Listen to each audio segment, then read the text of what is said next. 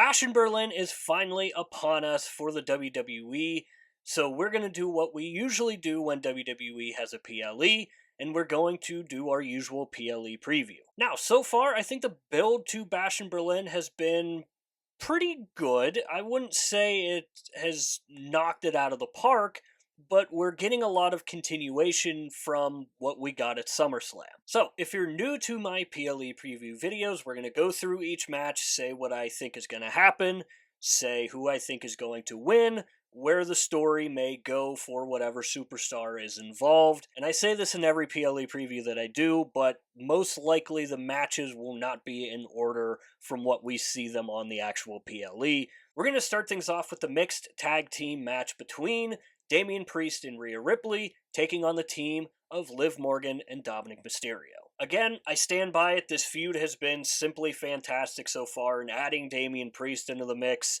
has just brought it to a different level, and I personally do enjoy the mixed tag team match stipulation. I think it really adds a lot to this feud in particular.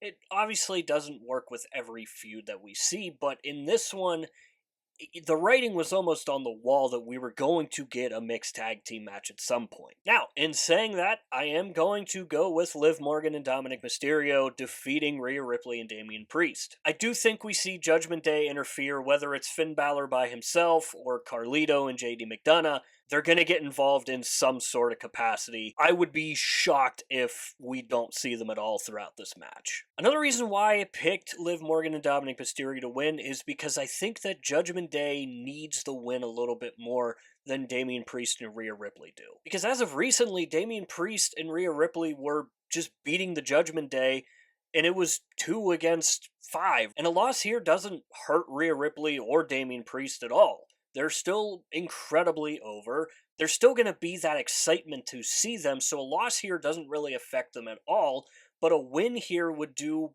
really good for the Judgment Day. It would solidify them as a legitimate threat once again, and again, I think it just would help them out so much more, and I think they need the win. I think the end game is pretty simple here. We're going to get Damian Priest versus Finn Balor, and we're going to get Rhea Ripley versus Liv Morgan. So once again, I've got Liv Morgan and Dirty Dominic Mysterio winning this match. Up next, we've got the sequel to Drew McIntyre and CM Punk in a leather strap match. And while I like the idea of the leather strap match, I don't like the way that they're doing it. I think it would make a lot more sense for them to just beat the absolute piss out of each other, and one guy has to pin the other to win. I don't like the fact that they're making them do the whole 4 corners thing. While yes, it may work, I think having one of them pin the other, I think would mean a little bit more in terms of this feud, because I don't think we're done after this feud. I do have CM Punk winning, which would obviously even up the score at 1 apiece, and I do think that we get a third match at Bad Blood, and I think it could be a Hell in a Cell match. Obviously, that's a rumor that's been floating around out there, and I personally think that there is some legitimacy to that. I think it's a no-brainer that it almost has to go inside a Hell in a Cell. So I think it makes the most sense for CM Punk to win, even up the score at 1 apiece, and have the finale at Bad Blood inside Hell in a Cell. Again, I think this feud is far from finished. This feud is still the best feud going on in pro wrestling right now. It may not have the anticipation like it did prior to SummerSlam, but it is still the best feud going on in pro wrestling. So again, I think CM Punk wins, evens up the score at 1 apiece, and I do think we get round number 3 at Bad Blood in Hell in a Cell. Up next, we've got the Women's Tag Team Championship match between Jade Cargill, Bianca Belair, and the Unholy Union. Once again, we're seeing another repeat match that we saw in a previous PLE. Obviously a Clash at the Castle. We saw the Unholy Union defeat Jade Cargill, Bianca Belair for the women's tag team titles. And then in maybe somewhat of a surprising twist, we got Blair Davenport, who kind of joined the Unholy Union, and I think they're going to build off of that more. And I think we see Blair try to interfere, and maybe we get Naomi who comes out and prevents her from interfering. Because again, I do think we see a round 3, but I think it's going to be a little bit different. I do have Jade Cargill and Bianca Belair winning the tag team titles back, and I think them winning could set up a 3v3 match at Bad Blood. And while it does kind of stink that the only way that we get the women's tag team titles on a PLE is if Bianca Belair and Jade Cargill are involved, the Unholy Union's title reign up to this point hasn't been bad, but I also would say that it really hasn't hit with a lot of people. Again, I like incorporating Blair Davenport. It's about time they start doing something with her.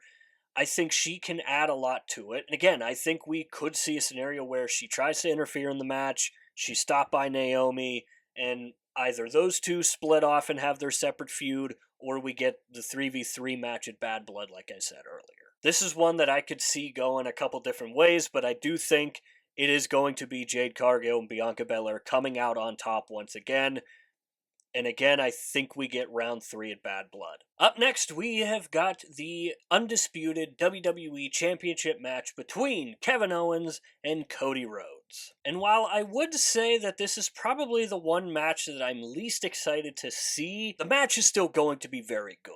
I'm just personally not super high on the whole babyface taking on a babyface. And I do think that the possibility of us getting a Kevin Owens heel turn is very likely. And I think we could see a scenario that we saw with AJ Styles and them going on and having future matches together. Because let's be honest, Cody Rhodes has kind of done this to himself. He has aligned himself with one of the most notorious guys in WWE history on turning heel on somebody. And we did get a little bit of a tease of Kevin Owens turning heel on the most recent episode of Friday Night SmackDown, where it looked like he was going to hit Cody Rhodes with the title, ended up not doing it, but we all kind of thought that he was going to hit him with the title. So I do think that a Kevin Owens heel turn is very much on the table. I would be kind of shocked if we don't see it, in all honesty, and I would not be surprised at all if this sets up future matches between them, like we saw with Cody Rhodes versus AJ Styles. Now, after saying all of that, I do think Cody Rhodes wins. I don't think there's much of a shot that Kevin Owens does win, although I would love to see it.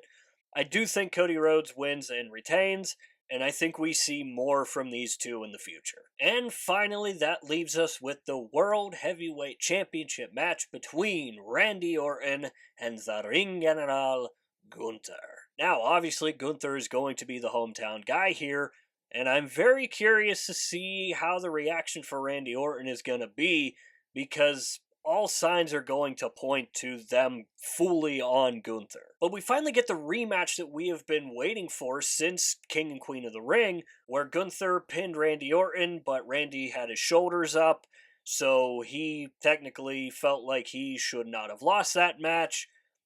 I'm glad that WWE is circling back and giving us a final result to this match, because their match at King and Queen of the Ring was simply fantastic, and I think this match is going to hit on every level. And while it does pain me to say this because Randy Orton is my all-time favorite WWE superstar, I do think Gunther wins and retains. I don't think there's much of a shot that Gunther loses, given the fact that he is the hometown guy, and given the fact that this title reign is going to be a very long title reign for Gunther. They're not going to cut it short. Again, as much as I would love to see Randy Orton win, I don't think there's much of a chance, and I think Gunther will win and retain. So this is the point in the video where I ask you to let me know in the comments down below what you think we could see at this year's Bash in Berlin. Now that you have my thoughts and opinions on who I think is going to win and who I think is going to lose and where the stories go from here on out,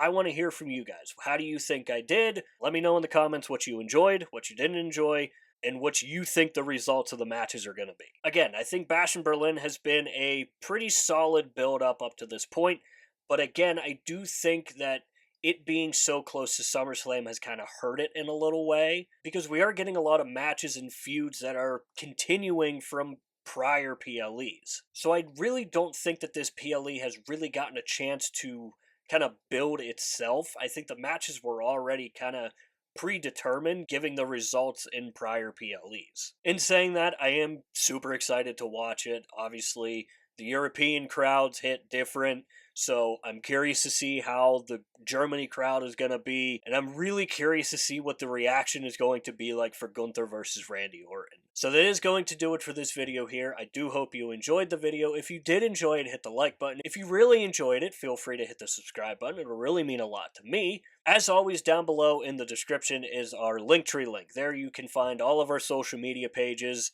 I highly suggest going and checking out our X page. Over on X, we do updates on every Monday Night Raw, Friday Night SmackDown, and all of the PLEs. And overall, I want that to be a place for wrestling fans to go and talk about wrestling. If you're like me and you don't have a lot of people to talk to about pro wrestling, I want that to be a space for that. So if that does apply to you, maybe swing by this Saturday while we're doing our updates on Bash in Berlin, join in on some conversations, and maybe it is for you at the end of the day. So again, that is going to do it for this video here. I do hope you enjoyed it. We'll see you next time.